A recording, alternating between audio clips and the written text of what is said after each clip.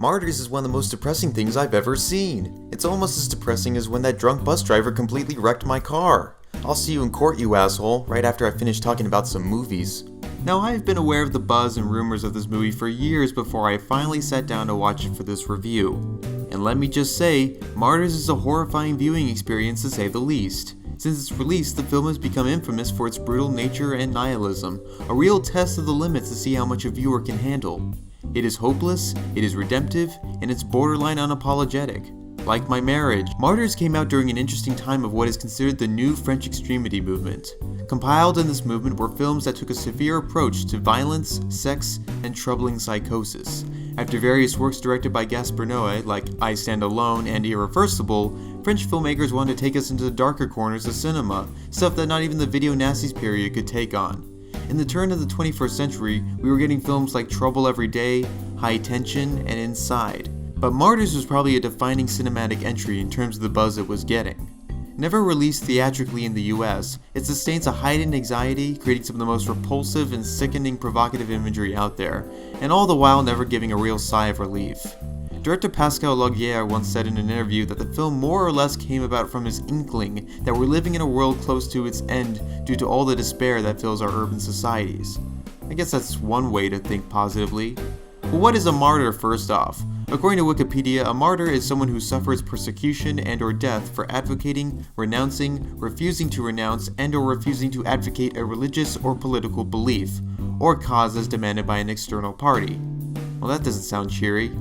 His film could be labeled as one that indulges in stylish, art house horror cynicism for its own sake, mostly due to its exploitative representation of real 20th century genocide. But it's also a movie about vengeance, sadism, and the endless lengths of how barbaric humans can be.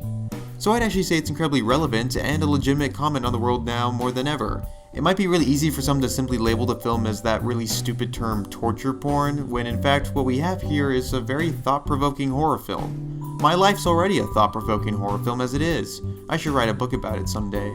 The story follows a girl named Lucy, whom 15 years after she was found abused, half-naked and covered in blood, decides to kill her captors and their family.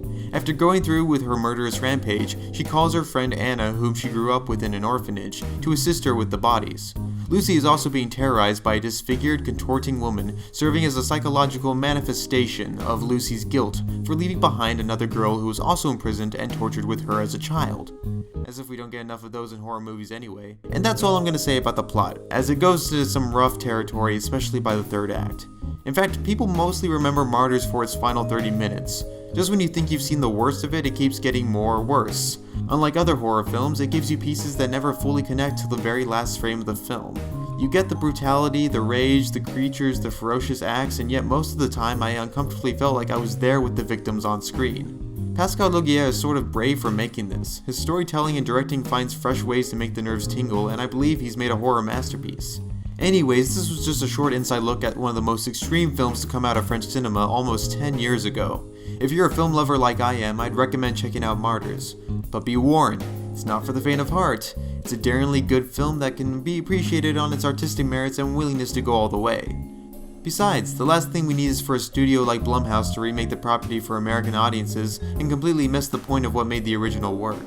But when would that ever happen? Oh.